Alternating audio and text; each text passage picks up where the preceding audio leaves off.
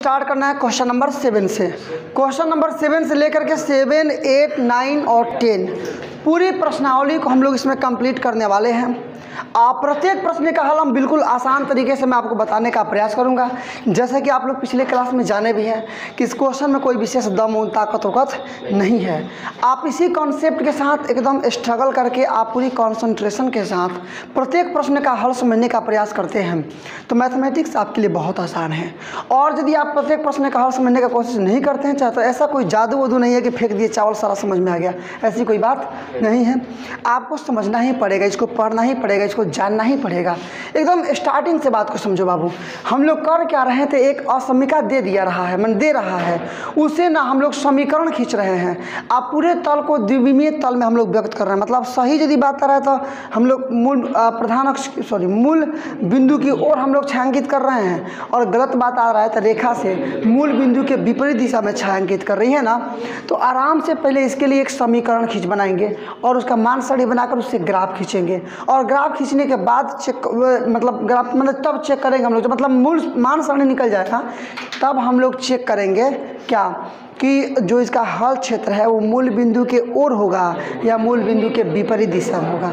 आप लोग मेरी बात कैच कर पा रहे हैं? तो यही तो बात है। लिखेंगे संगत समीकरण होगा, संगत समीकरण होगा। देख बाबू संगत समीकरण देखिए, संगत समीकरण क्या होगा तो माइनस में 3x प्लस 2y बराबर में -6 या इसको उधर लेकर चल रहे हैं तो 2y बराबर उधर जाएगा बाबू माइनस में जाएगा प्लस में जाएगा ना 3x माइनस में 6, इसलिए y बराबर में हो जाएगा 3x -6/2।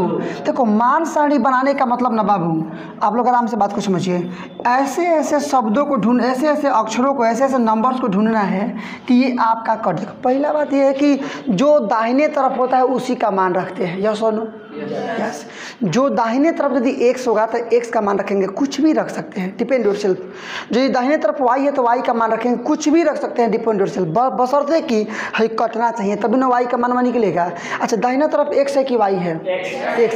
तो इसका मतलब ना कि x का मान रखा जाएगा, लेकिन x का भी मान में ऐसा ही चीज़ रखा जाएगा कि हल हो पाए। ये नहीं कि रख दो कुछ ऐसा चीज़ जो कि हल नहीं। जैसे मान लो जहाँ रख देते हैं एक रख देते हैं 1 तो 3 1 में 3 में से 6 जगह -3/2। -3/2 तुम कहाँ निरूपित करोगे रेखा पर? दिक्कत होगा ना। तो यहाँ ले लो तुम ना 2 ले लो।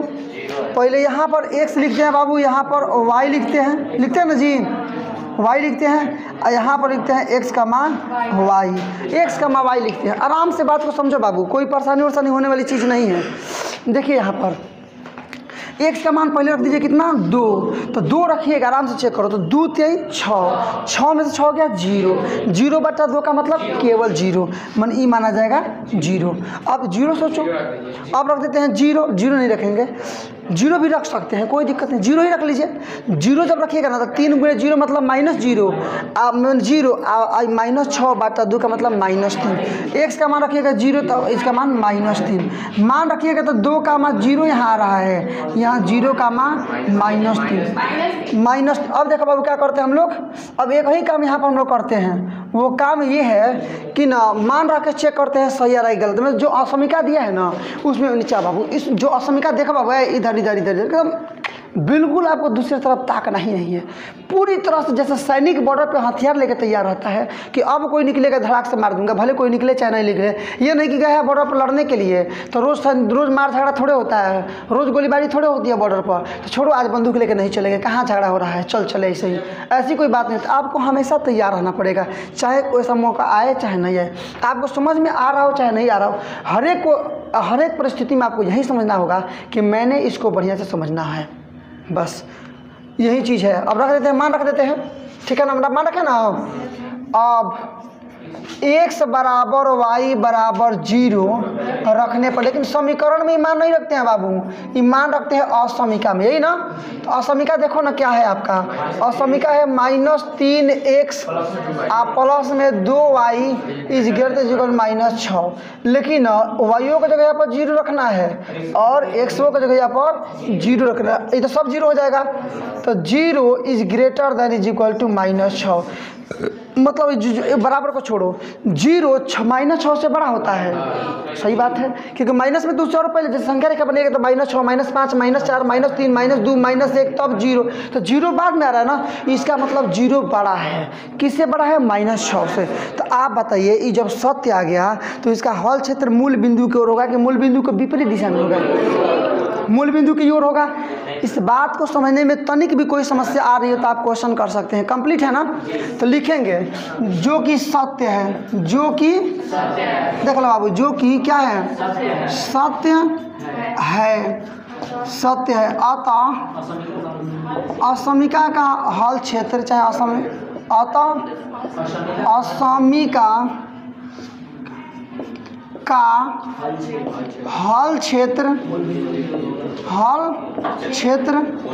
मूल बिंदु की ओर होगा। मूल बिंदु की ओर होगा। अब तो पहले ग्राफ खींच लेते हैं। इसके लिए पहले ग्राफ खींचते हैं ईमान सारणी पर, उसके बाद बात देखी जाएगी। देखो बाबू, भाई ग्राफ देखो, ये आपका ग्राफ खींचा गया। थोड़ा इसको बढ़िया से चाहिए। देखो ना, यहाँ हमको x पर मान चाहिए 2, नीचे चाहिए हमको y पर -3। मतलब ऐसे मान रखो, ऐसे रखो, ऐसे ऐसे, तो समझ लेना पड़ेगा कहाँ से कहाँ तक आ रहा है। ऐसे ऐसे तुम बोलो ना, इसको बड़ा किए, इसको छोटा क्यों किए? किसी को भी बड़ा छोटा कर सकते हैं, लेकिन एक से एक का मान हमको केवल चाहिए 2 तक। अब y पर नीचवा हमको मान चाहिए -3 तक, यही ना, इसीलिए यहाँ पर लिखे हैं ये 1 2, लेकिन y है ये 1 2 3 4, लेकिन x है। ये -1 -2, लेकिन x डैश है। ये -1 -2 -3, लेकिन y डैश है ना। पहला है आपका 2 का मान 0, x पर 2 और y पर 0, मतलब देखो जब y का मान 0 होता है इसका मतलब x अक्ष पर आ जाएगा। जब x का मान 0 होगा तो y अक्ष पर आ जाएगा। अब y का x का मान दिखिए रहा है कहाँ है? 2 है, मतलब पहला बिंदु यही हो जाएगा। -0 का मान -3, इसका मतलब y अक्ष पर होगा ना। और कहाँ होगा y अक्ष पर? -3 पर, है ना, -3 पर। इसको मिला लेंगे, इसको खींच लेंगे।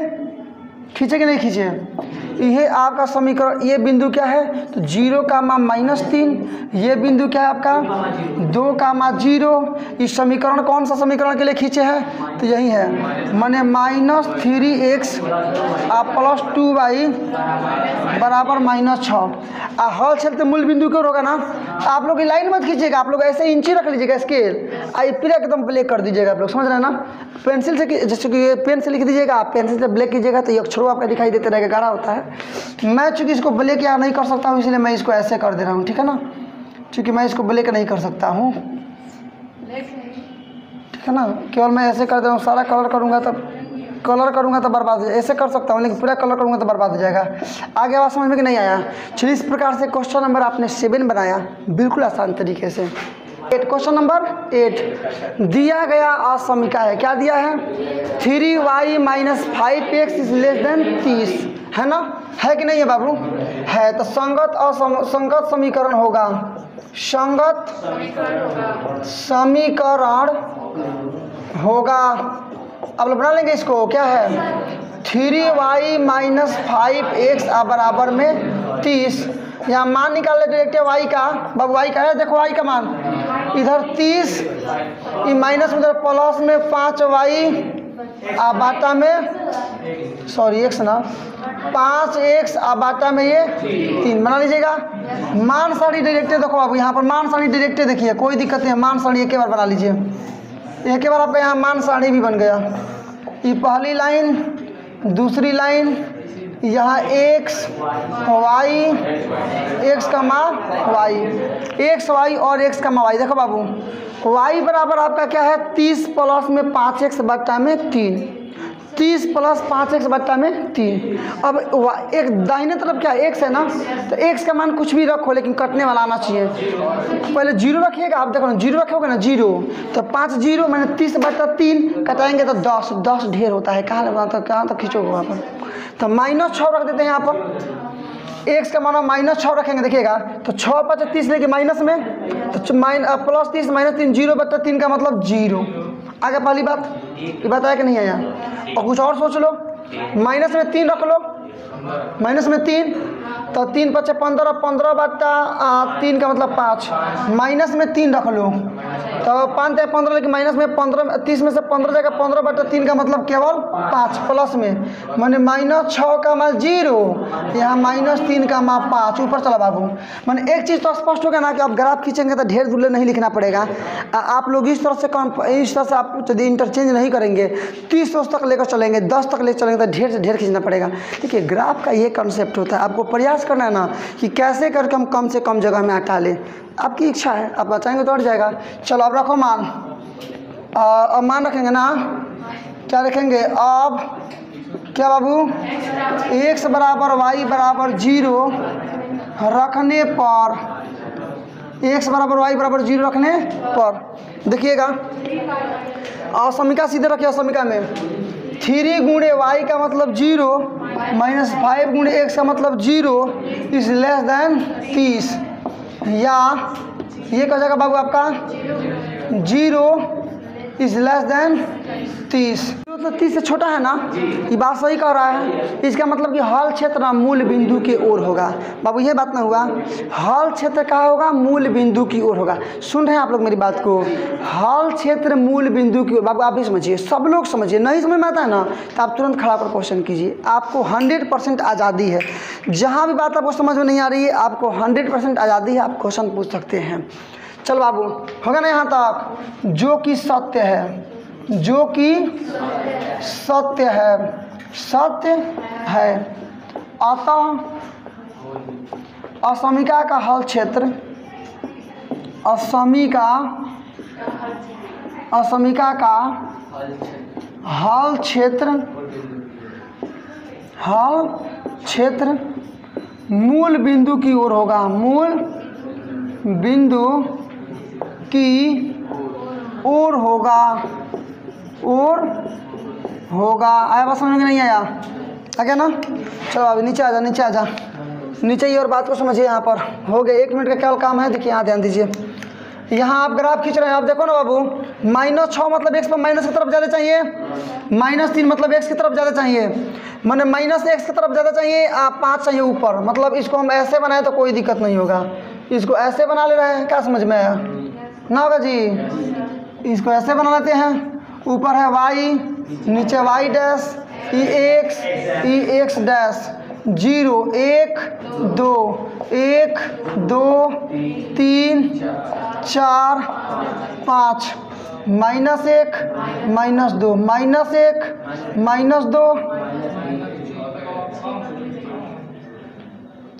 -1 -2 -3 हुआ ना। ये आपका -4, ये -5, ठीक है ना, ये -6, यहाँ रहेगा क्या बाबू, x डैश। पहला बिंदु देखो, पहला बिंदु बैठाओ तो यहाँ पर -6, 0, पहला -6, 0, पहला -6 y का मान 0 मतलब x पर आ जाएगा, मैंने यह बिंदु का। दूसरा -3, 5, -3 मैंने यहाँ 5 मतलब ऊपर, मतलब वही आएगा ना बाबू, यह आएगा -3, 5। इसको सीधे मिला दो। अब बताइए इसका हल क्षेत्र मूल बिंदु की ओर है कि मूल बिंदु के विपरीत दिशा में है? तो मूल बिंदु की ओर कलर कर दीजिएगा। आप ऐसे कलर मत कीजिएगा, मैं जैसे इंची रख लीजिएगा, ऐसे कुछ देर लगा कर दीजिएगा आप, आया ना। हल क्षेत्र हो गया आपका आंसर कंप्लीट। क्वेश्चन नंबर 8 को हमने कंप्लीट किया, मिला लीजिएगा क्लियरली। क्वेश्चन नंबर 9 और इस प्रश्नावली का सेकंड लास्ट क्वेश्चन, और इसमें y x का मान नहीं दिया। आप सोचिएगा कि x का मान नहीं दिया तो कैसे बनेगा? बनेगा, इसमें भी बनता है। ये कहिएगा आपकी x का मान नहीं दिया, बना के दिखा रहे हैं। ये देखिए ना, क्वेश्चन नंबर 9 का दिया गया समीकरण है y इज लेस देन -2। तो संगत समीकरण बदल लीजिए, संगत समीकरण होगा, क्या होगा बाबू, y इज इक्वल टू -2। आज बाबू y इज इक्वल टू कितना आ गया आपका, -2। y का वैल्यू आ गया -2। बात को समझ लीजिए। देखो अब ना y का मान -2, ये क्वेश्चन बनाते समय ऐसे भी कह सकता है, अरे -2 फिर खींचेंगे ना तो -3 नीचे दिखा देंगे, बना खींचते समय दिखा देंगे। अभी y का मान -2, समझ में आ गया। खाली y का मान ग्राफ लिखिएगा, y का मान -2 बिठा दीजिएगा। अब इसको पता कीजिए कि हल क्षेत्र किधर है, ऊपर है कि नीचे है। तो रखिए तो, इसलिए x बराबर अब लिखते हैं ना जी, अब x बराबर y बराबर 0 रखने पर, इसमें तो x है नहीं है जी, तो खाली y का मान रखिए ना। y 0 इज लेस देन -2, 0 -2 से छोटा होता है, ये सही है कि गलत है? जैसे यहाँ बनाइएगा तो -2 -1 तब ना 0, तो 0 -2 से बाद में आ रहा है ना, इसका मतलब 0 जो है ना वो बड़ा है किससे? -2 से। ये कह रहा है कि 0 जो है ना वो -2 से छोटा है, तो ये गलत बोल रहा है कि सही बोल रहा है? तो लिख देंगे जो कि असत्य है, जो कि असत्य है, जो कि असत्य है। अतः इस असमिका का हल क्षेत्र, इस असमिका का नीचे आ जा बाबू, इस असमिका का हल क्षेत्र मूल बिंदु के विपरीत दिशा में होगा, चाहे नीचे होगा, विपरीत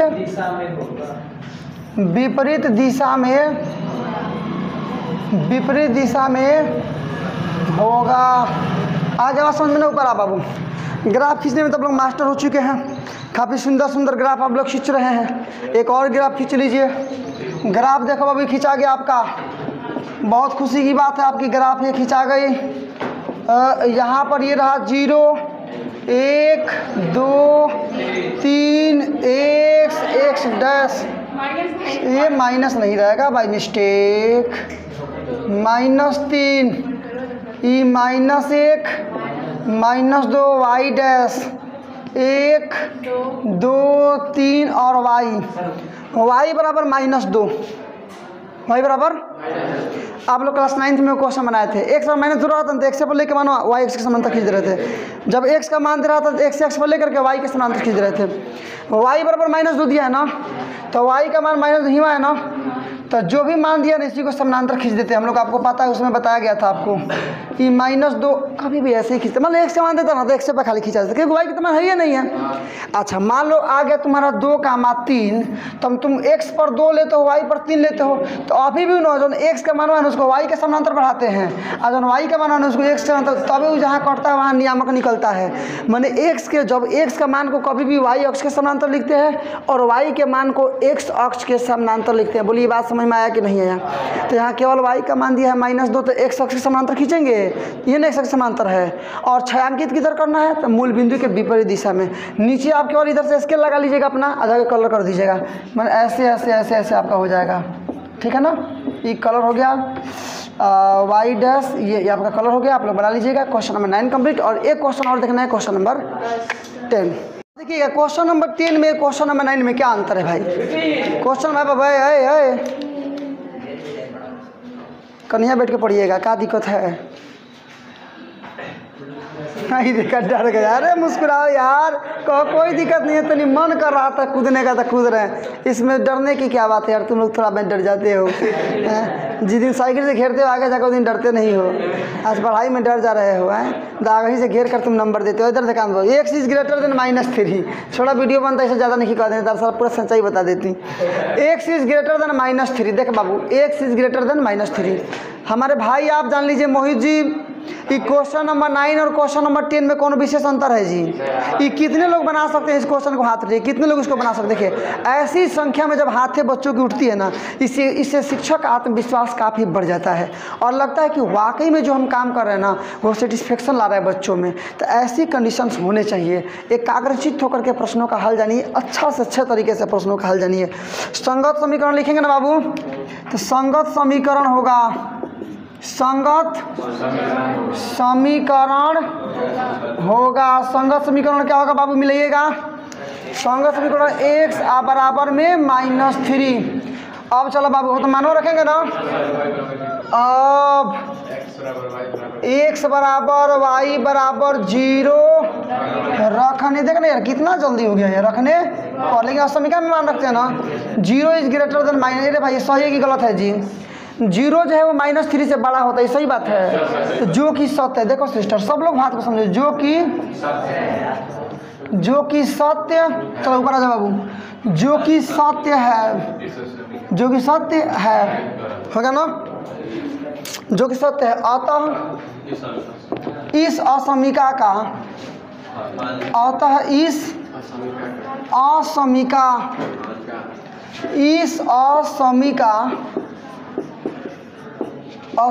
का हल क्षेत्र मूल बिंदु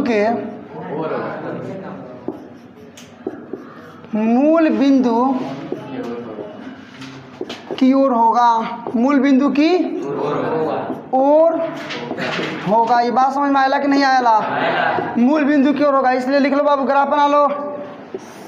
एक्स का मान -3 से बड़ा ना, मैंने एक्स बराबर -3 मैंने नहीं आएगा ना,